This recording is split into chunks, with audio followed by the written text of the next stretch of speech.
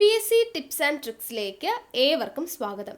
ഇന്നത്തെ ഈ ക്ലാസ്സിലൂടെ നമ്മൾ പഠിക്കാനായിട്ട് പോകുന്നത് ഇനി വരാനിരിക്കുന്ന എല്ലാ PSC പരീക്ഷകൾക്ക് തയ്യാറെടുക്കുന്നവർക്കായിട്ടും തിരഞ്ഞെടുത്ത ഏറ്റവും പ്രധാനപ്പെട്ട കറണ്ട് അഫയേഴ്സ് ചോദ്യങ്ങളും അനുബന്ധ വിവരങ്ങളുമാണ്.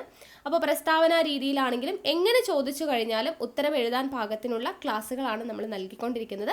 എല്ലാ ദിവസവും കാലത്ത് 6 മണിക്ക് കറണ്ട് അഫയേഴ്സിൻ്റെ ക്ലാസ്സുകൾ നമ്മൾ അപ്ലോഡ് ചെയ്യുന്നുണ്ട്. കൂടാതെ കാലത്ത് 10 മണിക്ക്, ഉച്ചയ്ക്ക് 1 മണിക്ക്, രാത്രി 8 മണിക്ക്, അങ്ങനെ ടോട്ടൽ 4 ക്ലാസ്സുകളാണ് നൽകുന്നത്. 3 റെക്കോർഡ് ക്ലാസ്സുകൾ, കാലത്ത് 6 മണിക്ക് കറണ്ട് അഫയേഴ്സ്, 10 മണിക്കും 1 മണിക്കും യൂണിവേഴ്സിറ്റി LGS മെയിൻസിന് വേണ്ടിയിട്ടുള്ള ക്ലാസ്സുകൾ, കൂടാതെ രാത്രി 8 മണിക്ക് എല്ലാ പരീക്ഷകൾക്കും ഇമ്പോർട്ടൻ്റ് ആയിട്ടുള്ള മുൻവർഷ ചോദ്യങ്ങളുടെ മോക്ക് ടെസ്റ്റ് രൂപത്തിൽ നിങ്ങൾക്ക് അറ്റൻഡ് ചെയ്യാൻ വേണ്ടിയിട്ടുള്ള ലൈവ് ക്ലാസ് ആണ് നമ്മൾ ചെയ്യുന്നത്. ഓക്കെ, അപ്പോൾ മാക്സിമം എല്ലാ വീഡിയോസും കണ്ട് പ്രയോജനപ്പെടുത്തുക. പിന്നെ വീഡിയോസൊക്കെ ഇഷ്ടമാവുകയാണെങ്കിൽ ഒന്ന് ലൈക്ക് ചെയ്യുക, നിങ്ങളുടെ സജഷൻസ് താഴെ കമൻറ്റായിട്ട് അറിയിക്കുക.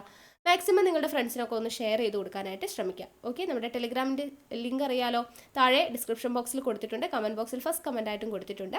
ജോയിൻ ചെയ്യുക. ടെലിഗ്രാം വഴി നമ്മൾ മുൻവർഷ ചോദ്യങ്ങളുടെ PDF എല്ലാം പ്രൊവൈഡ് ചെയ്യുന്നുണ്ട്. ഓക്കെ, അപ്പോൾ നമുക്ക് ക്ലാസ് സ്റ്റാർട്ട് ചെയ്യാം. ആദ്യത്തെ ചോദ്യം, ബഹിരാകാശ എക്സ്റേ സ്രോതസ്സുകളെ പറ്റി പഠനം നടത്തുന്നതിനായി ISRO വിക്ഷേപിച്ച ഉപഗ്രഹം ഏതാണ്? എക്സ്പോസാറ്റ് ആണ് കേട്ടോ, എക്സ്പോസാറ്റ്. അപ്പോൾ എക്സ്പോസാറ്റ് എന്ന് പറഞ്ഞാൽ എക്സ്റേ പൊളാരിമീറ്റർ സാറ്റലൈറ്റ്, അതാണ് എക്സ്പോസാറ്റ് എന്ന് പറയുന്നത്. അപ്പോൾ എന്തായിരുന്നു ചോദ്യം? ബഹിരാകാശ എക്സ്റേ സ്രോതസ്സുകളെ പറ്റി പഠനം നടത്തുന്നതിനായിട്ട് ISRO വിക്ഷേപിച്ച ഉപഗ്രഹമാണ് എക്സ്പോസാറ്റ്, എക്സ്റേ പൊളാരിമീറ്റർ സാറ്റലൈറ്റ് എന്ന് പറയുന്നത്. അപ്പോൾ ഇത് എവിടെ നിന്നുമാണ് വിക്ഷേപിക്കുന്നത്? നമുക്ക് എല്ലാവർക്കും അറിയാം, ശ്രീഹരിക്കോട്ടയിലെ സതീഷ് ധവാൻ സ്പേസ് സെന്ററിൽ നിന്നുമാണ് ഇത് വിക്ഷേപിക്കുന്നത്. ശ്രീഹരിക്കോട്ടയിലെ സതീഷ് ധവാൻ സ്പേസ് സെന്ററിൽ നിന്നും 2024 ജനുവരി 1 ഇത് വിക്ഷേപിക്കുന്നത്. വാഹനം ഏതാണ്?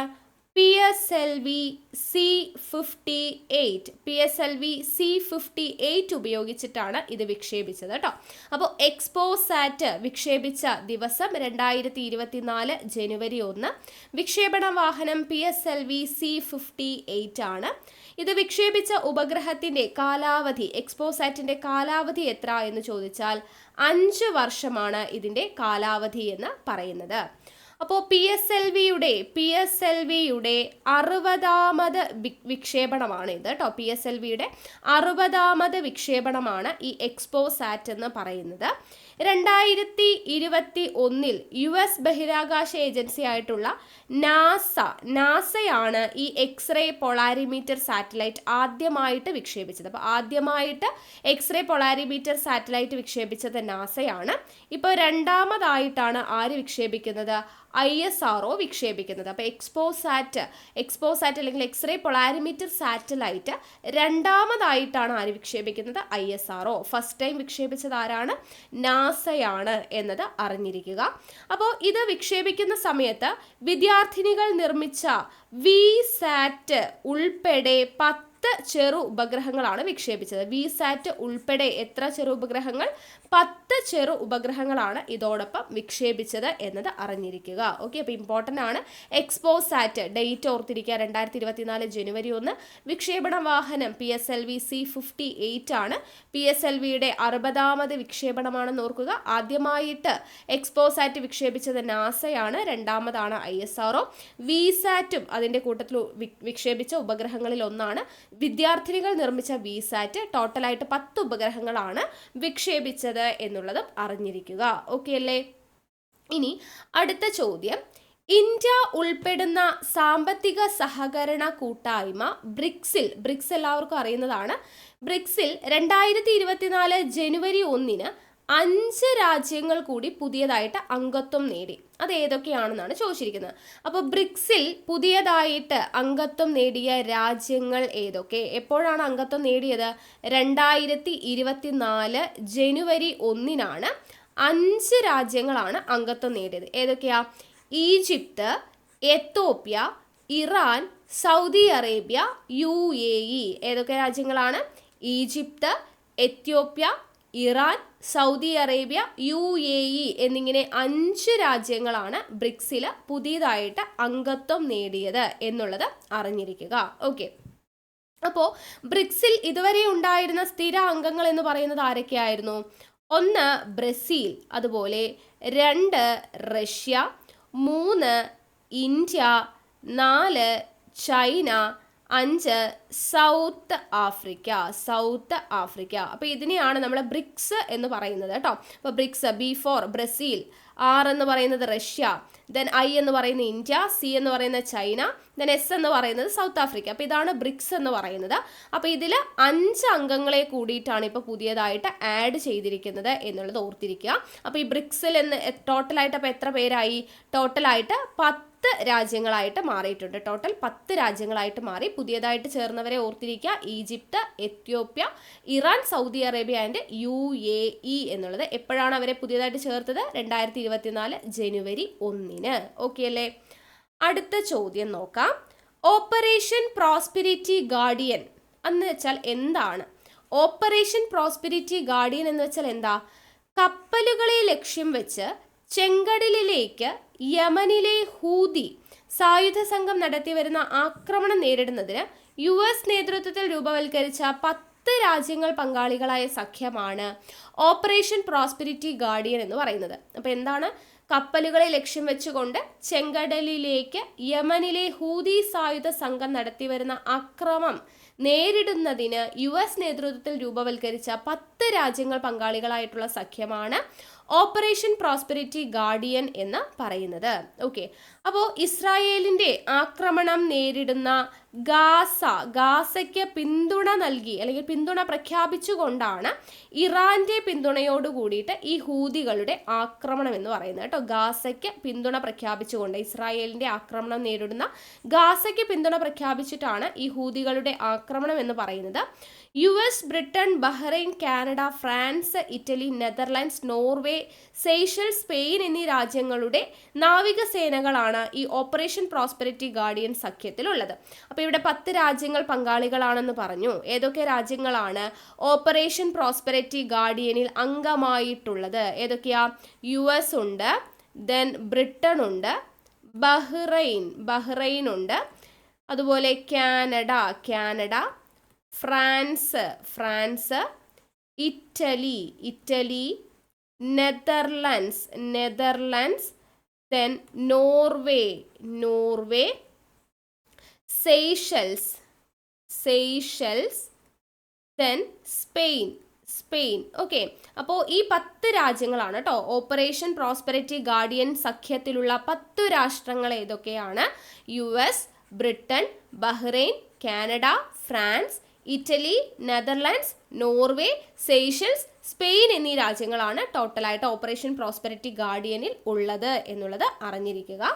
അപ്പോൾ 2014 മുതൽ യമൻ സർക്കാരുമായിട്ട് ആഭ്യന്തര യുദ്ധം നടത്തുന്ന വിമത സായുധ സംഘമാണ് ഈ ഹൂതികൾ എന്ന് പറയുന്നത്.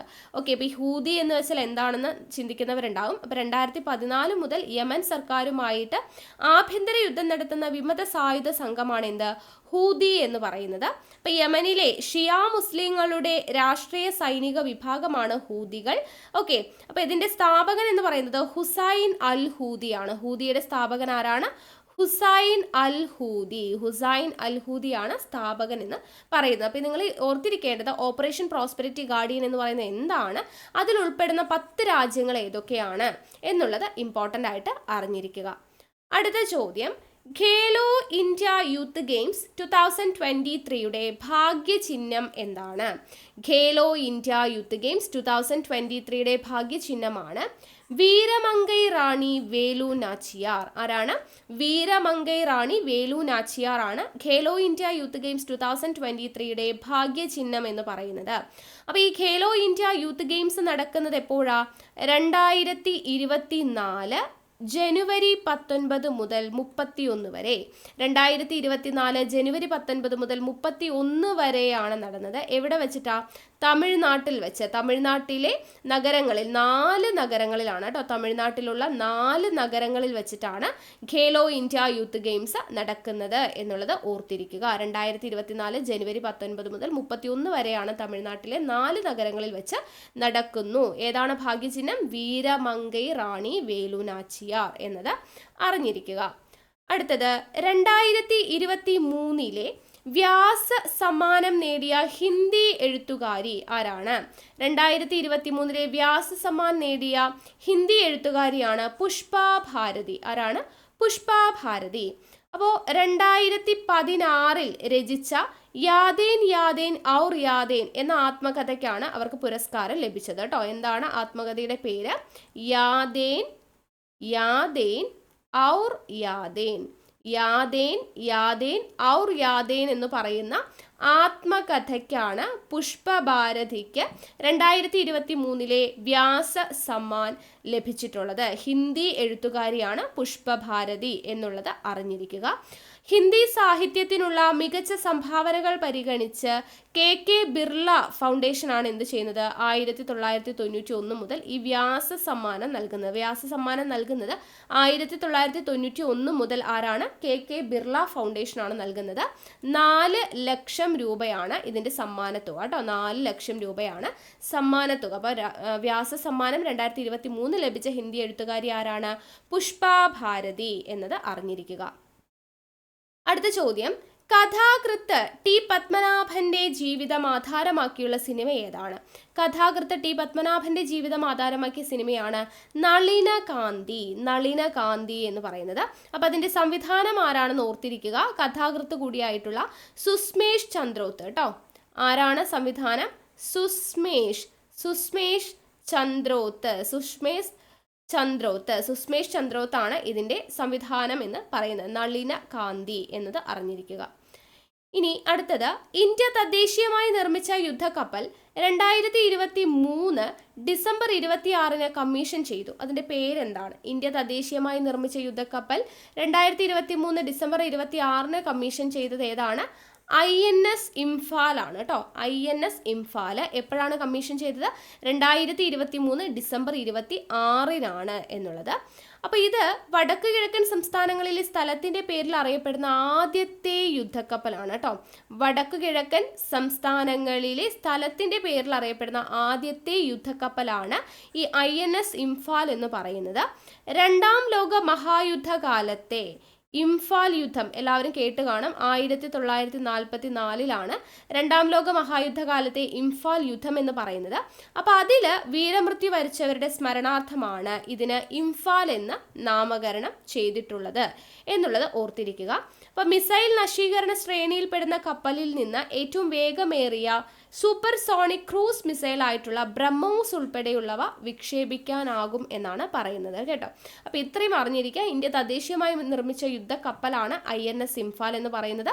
അത് കമ്മീഷൻ ചെയ്ത വർഷം വിത്ത് ഡേറ്റ് പഠിക്കുക. 2023 ഡിസംബർ 26 എന്നത് അറിഞ്ഞിരിക്കുക. ഓക്കെ, അടുത്ത ചോദ്യം, അന്റാർട്ടിക്കയിലെ ഇന്ത്യയുടെ പുതിയ ഗവേഷണ കേന്ദ്രം 2029 യാഥാർത്ഥ്യമാകും. അതിൻ്റെ പേരെന്താണ്?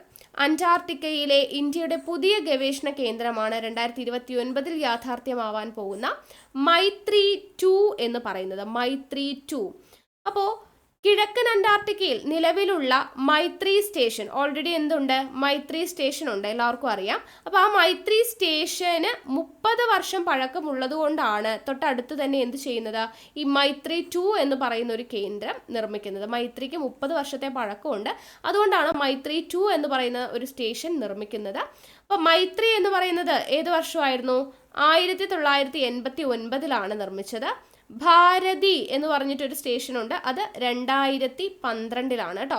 അപ്പോൾ ഇത് രണ്ടുമാണ് കേന്ദ്രങ്ങളാണ് നിലവിൽ ഇന്ത്യക്ക് അന്റാർട്ടിക്കയിലുള്ളത്. ഇന്ത്യക്ക് അന്റാർട്ടിക്കയിലുള്ള 2 കേന്ദ്രങ്ങളാണ്. ഒന്ന് മൈത്രി 1989, 2 ഭാരതി 2012 വരുന്നത്. ഓക്കെ, ഇനി 1984 പ്രവർത്തനം തുടങ്ങിയ ദക്ഷിണ ഗംഗോത്രിയാണ് ആദ്യത്തെ ഇന്ത്യയുടെ ആദ്യത്തെ സ്റ്റേഷൻ ഏതാണ് എന്ന് ചോദിച്ചു കഴിഞ്ഞാൽ ഏതാണ്? ദക്ഷിണ ഗംഗോത്രിയാണ്. 1984 കേട്ടോ വരുന്നത്.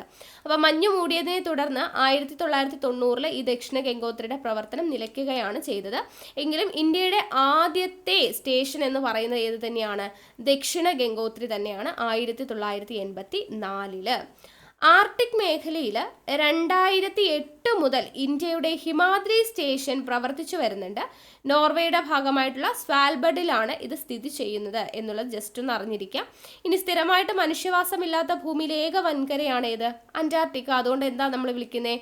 വൈറ്റ് കോണ്ടിനെന്റ് എന്നും വിളിക്കാറുണ്ട് അല്ലേ? വൈറ്റ് കോണ്ടിനെന്റ് എന്നറിയപ്പെടുന്നത് അന്റാർട്ടിക്കയാണ്. ഓക്കെ, അപ്പോൾ നിങ്ങൾ ഇവിടെ പഠിച്ചിരിക്കേണ്ടത് 1984 ദക്ഷിണ ഗംഗോത്രി ആദ്യത്തെ സ്റ്റേഷൻ പഠിക്കുക.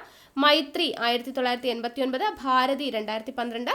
ഇപ്പം 2029 യാഥാർത്ഥ്യമാകാൻ പോകുന്നത് മൈത്രി 2 എന്നുള്ളതും കൂടെ അറിഞ്ഞിരിക്കുക. ഓക്കെ അല്ലേ? അടുത്ത ചോദ്യം, മലയാളി ക്രിക്കറ്റ് താരമായ സഞ്ജു സാംസൺ അടുത്തിടെ സ്വന്തമാക്കിയ നേട്ടം എന്താണ്? സഞ്ജു സാംസൺ നേട്ടം എന്താണ് കൊയ്തത്? അന്താരാഷ്ട്ര ക്രിക്കറ്റിൽ ഇന്ത്യക്കായി സെഞ്ചുറി നേടുന്ന ആദ്യ മലയാളിയാണ്. എന്തിനാണ്? മലയാളി ക്രിക്കറ്റ് താരമായ സഞ്ജു സാംസൺ അടുത്തിടെ സ്വന്തമാക്കിയ നേട്ടം എന്ന് പറയുന്നത് അന്താരാഷ്ട്ര ക്രിക്കറ്റിൽ ഇന്ത്യക്കായി സെഞ്ചുറി നേടുന്ന ആദ്യത്തെ മലയാളിയാണ് സഞ്ജു സാംസൺ എന്ന് പറയുന്നത്. അപ്പോൾ ദക്ഷിണാഫ്രിക്കയ്ക്ക്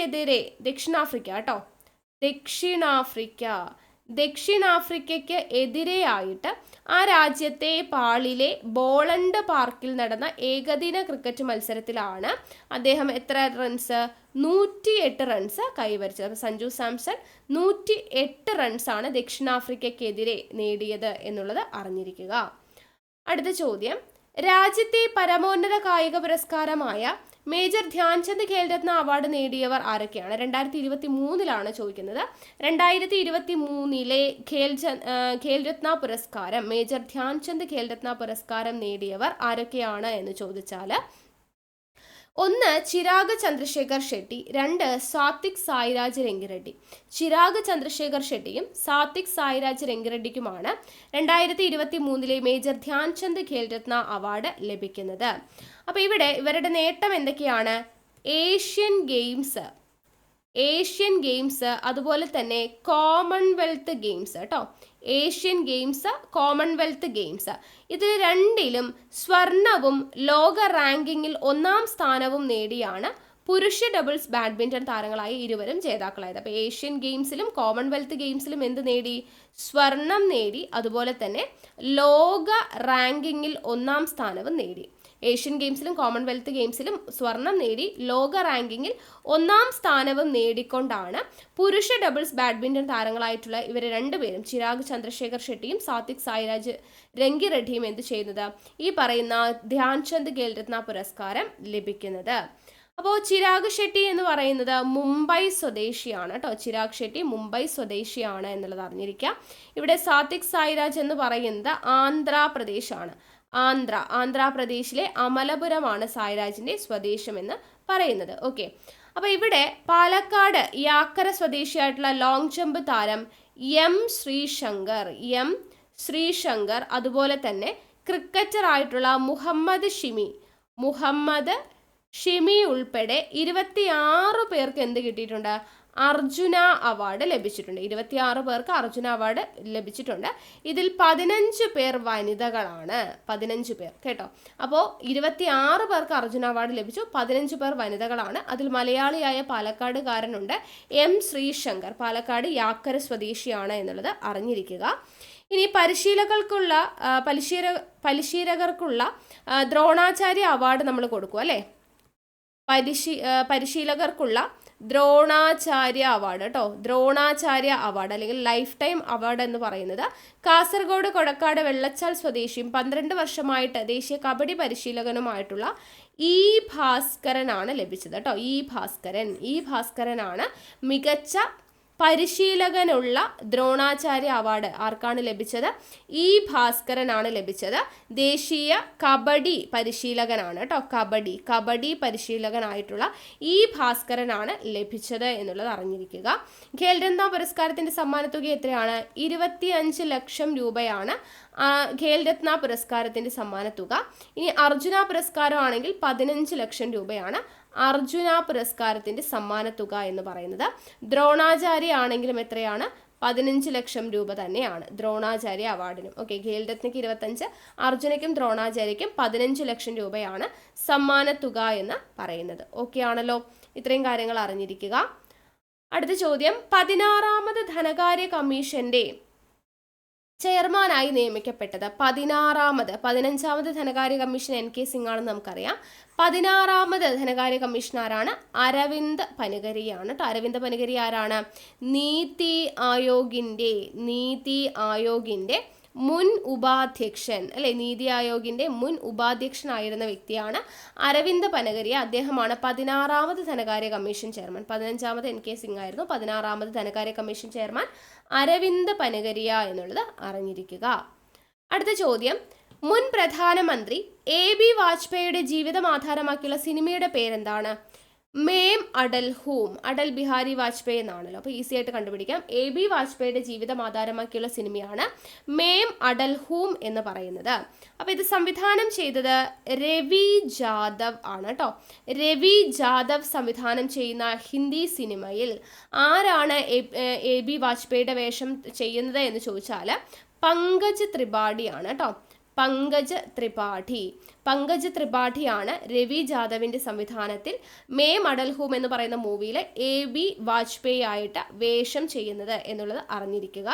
മലയാളി മാധ്യമ പ്രവർത്തകനായിട്ടുള്ള NP ഉല്ലേഖ് കേട്ടോ, NP ഉല്ലേഖ് രചിച്ച the untold Vajpayee politician and paradox എന്ന കൃതിയാണ് ഈ സിനിമയ്ക്ക് ആധാരമായത്. അപ്പോൾ മലയാളി ആയതുകൊണ്ട് തന്നെ ഇമ്പോർട്ടൻ്റ് ആണ്. NP ഉല്ലേഖ് രചിച്ചിട്ടുള്ള എന്താണ്? The untold Vajpayee politician and paradox എന്ന് പറയുന്ന കൃതിയാണ് ഈ സിനിമയ്ക്ക് ആധാരമായത്. അതിൻ്റെ തിരക്കഥ എഴുതിയത് ആരാന്ന് ചോദിച്ചു കഴിഞ്ഞാൽ ഉൽക്കർഷ് നൈതാനിയാണ് കേട്ടോ. ഉൽക്കർഷ് നൈതാനിയാണ് ഇതിൻ്റെ തിരക്കഥ എഴുതിയത് എന്നുള്ളത് ഓർത്തിരിക്കുക. 1924 ക്രിസ്മസ് ദിനത്തിൽ ജനിച്ച വാജ്പേയിയുടെ ജന്മശതാബ്ദി ആഘോഷങ്ങൾക്ക് 2023 ഡിസംബർ 25-നാണ് തുടക്കം കുറിച്ചത് എന്നുള്ളതും കൂടെ ജസ്റ്റ് ഒന്ന് അറിഞ്ഞിരിക്കാം. അപ്പോൾ ഇവിടെ ഓർക്കേണ്ടത് AB വാജ്പേയിയുടെ ജീവിതം ആധാരമാക്കിയ സിനിമ മേം അടൽ ഹൂം, സംവിധാനം രവി ജാദവ്, അഭിനയിച്ചത് പങ്കജ് ത്രിപാഠി എന്നുള്ളത്. NP ഉല്ലേഖ് എന്ന് പറയുന്ന മലയാളിയുടെ കഥ ആധാരമാക്കിയാണ് എടുത്തിട്ടുള്ളത് എന്നുള്ളതും അറിഞ്ഞിരിക്കുക. അടുത്ത ചോദ്യം, ഐക്യരാഷ്ട്രസഭയുടെ 28ാമത് ആഗോള കാലാവസ്ഥ ഉച്ചകോടി നടന്നത്. ഐക്യരാഷ്ട്രസഭയുടെ 28ാമത് ആഗോള കാലാവസ്ഥ ഉച്ചകോടി നടന്നത് എവിടെയാണ്? ദുബായിലാണ് കേട്ടോ, UAE-യിലാണ് നടക്കുന്നത്. അപ്പോൾ നടക്കുന്നത് 2023 നവംബർ 30 മുതൽ ഡിസംബർ 13 വരെയാണ്. 2023 നവംബർ 30 മുതൽ ഡിസംബർ 13 വരെയാണ് ഈ പറയുന്ന ഐക്യരാഷ്ട്രസഭയുടെ 28ാമത് ആഗോള കാലാവസ്ഥ ഉച്ചകോടി നടക്കുന്നത്. അപ്പോൾ അവിടുത്തെ പ്രമേയം എന്തായിരുന്നു, മെയിൻ വിഷയം എന്തായിരുന്നു എന്ന് ചോദിച്ചാൽ ഭൂമി അഭിമുഖീകരിക്കുന്ന കാലാവസ്ഥാ പ്രതിസന്ധികൾക്ക് പരിഹാരമായിട്ട് ഫോസിൽ ഇന്ധനങ്ങളുടെ ഉപയോഗത്തിൽ നിന്നും പിന്മാറുന്നതിനുള്ള അന്തിമ ഉടമ്പടി ഉച്ചകോടി അംഗീകരിച്ചു. ഓക്കെ, അപ്പോൾ അത് ഇമ്പോർട്ടൻ്റ് ആണ്. ഫോസിൽ ഇന്ധനങ്ങളുടെ ഉപയോഗത്തിൽ നിന്നും പിന്മാറുന്നതിനുള്ള അന്തിമ ഉടമ്പടി ഉച്ചകോടി അംഗീകരിച്ചു. ഫോസിൽ ഇന്ധനമായിട്ടുള്ള അല്ലെങ്കിൽ ഇന്ധനങ്ങളുടെ ഉപയോഗത്തിന്റെ ഭാവി സംബന്ധിച്ച് തീരുമാനമെടുക്കുന്ന UN-ന്റെ ആദ്യത്തെ കാലാവസ്ഥ ഉച്ചകോടിയാണിത്. ഫോസിൽ ഇന്ധനങ്ങളുടെ ഉപയോഗത്തിന്റെ ഭാവി സംബന്ധിച്ച് തീരുമാനമെടുക്കുന്ന ആദ്യത്തെ കാലാവസ്ഥ ഉച്ചകോടിയാണ് ഈ പറയുന്ന 28ാമത് ആഗോള കാലാവസ്ഥ ഉച്ചകോടി എന്ന് പറയുന്നത്. കാലാവസ്ഥാ വ്യതിയാനത്തിന് വേണ്ടിയിട്ടുള്ള UAE-യുടെ പ്രതിനിധിയും വ്യവസായ സാങ്കേതിക മന്ത്രിയുമായിട്ടുള്ള ഡോക്ടർ സുൽത്താൻ അൽ ജാബർ ആയിരുന്നു ഉച്ചകോടിയുടെ അധ്യക്ഷൻ. അപ്പോൾ ഉച്ചകോടിയുടെ അധ്യക്ഷൻ ആരെന്ന് ചോദിച്ചു കഴിഞ്ഞാൽ ആരാണ്? ഡോക്ടർ സുൽത്താൻ അൽ ജാബർ ആയിരുന്നു ഇതിൻ്റെ അധ്യക്ഷൻ എന്ന് പറയുന്നത്. അപ്പോൾ ഇതിൻ്റെ 27ാമത് സമ്മേളനം COP27 എന്ന് പറയുന്നത് എവിടെ വെച്ചിട്ടാണ് നടക്കുന്നത്?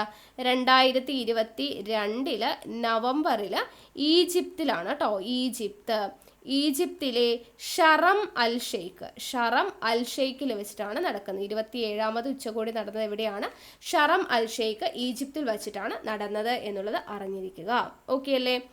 അടുത്ത ചോദ്യം, ഭരണഘടനാ ദിനം എന്നാണ്. ഭരണഘടനാ ദിനം നവംബർ 26-നാണ്. നവംബർ 26. അപ്പോൾ നമുക്കറിയാം എന്തുകൊണ്ടാണ് ഈ ഭരണഘടനാ ദിനം ആചരിക്കുന്നത്.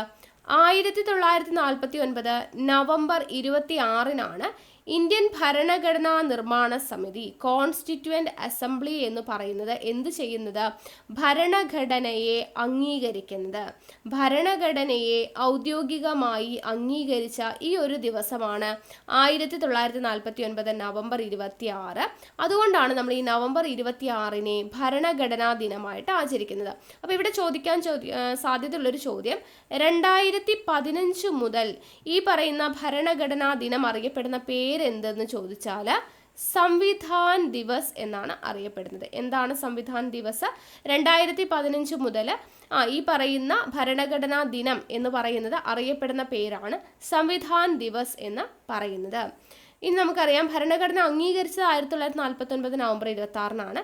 എന്നാൽ നിലവിൽ വരുന്നത് 1950 ജനുവരി 26-നാണ്. ഈ ജനുവരി 26 നമ്മൾ എന്തായിട്ട് ആചരിക്കുന്നുണ്ട്? റിപ്പബ്ലിക് ഡേ ആയിട്ട് ആചരിക്കുന്നുണ്ട് എന്നുള്ള കാര്യം കൂടെ അറിഞ്ഞിരിക്കുക.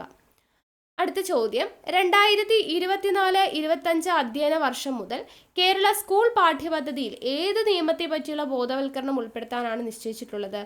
ഏതാണ്? പോക്സോ നിയമം. പോക്സോ ആക്ടിനെ കുറിച്ചാണ് സ്കൂളുകളിൽ 2024-25 അധ്യയന വർഷം ഉൾപ്പെടുത്താനായിട്ട് പറഞ്ഞിട്ടുള്ളത്. ഓക്കെ, അപ്പം പോക്സോ നിയമമാണ്. പോക്സോ എന്ന് പറയുന്നതിൻ്റെ പൂർണ്ണരൂപം എന്താ? Protection of children from sexual offences act. ഇതാണ് പൂർണ്ണരൂപം. Protection of children from sexual offences act എന്നുള്ളതാണ് പൂർണ്ണരൂപം. അപ്പോൾ സംസ്ഥാന വിദ്യാഭ്യാസ ഗവേഷണ പരിശീലന കൗൺസിൽ, അതായത് SCRT കേരള ഹൈക്കോടതിയിൽ ഇത് സംബന്ധിച്ചൊരു ഉറപ്പ് നൽകിയിട്ടുണ്ട്. അപ്പോൾ അടുത്ത വർഷം 1, 3, 5, 6, 7, 9 ക്ലാസ്സുകളിലും 2025-26 കൂടി മറ്റു ക്ലാസ്സുകളിലും എന്ത് ചെയ്യും? പാഠ്യപദ്ധതിയിൽ ഈ പോക്സോ നിയമത്തെക്കുറിച്ച് ഉൾപ്പെടുത്തിയിട്ടുണ്ടായിരിക്കും. ഓക്കെ അല്ലേ? അപ്പോൾ ഇത്രയും കാര്യങ്ങളാണ് നമ്മൾ ഇന്നത്തെ ക്ലാസ്സിൽ ഉൾപ്പെടുത്തിയിട്ടുള്ളത്. ഏറ്റവും പ്രധാനപ്പെട്ട കറണ്ട് അഫയേഴ്സ് ചോദ്യങ്ങളാണ് പറഞ്ഞിട്ടുള്ളത്. റിലേറ്റഡ് പോയിന്റ്സ് ഉൾപ്പെടെ പറഞ്ഞിട്ടുണ്ട്. അപ്പോൾ നോട്ട്സ് തയ്യാറാക്കിയിട്ട് പഠിക്കുക. ഓക്കെ, അപ്പോൾ നമുക്ക് വീണ്ടും അടുത്ത ക്ലാസ്സുമായിട്ട് കാണാം. താങ്ക്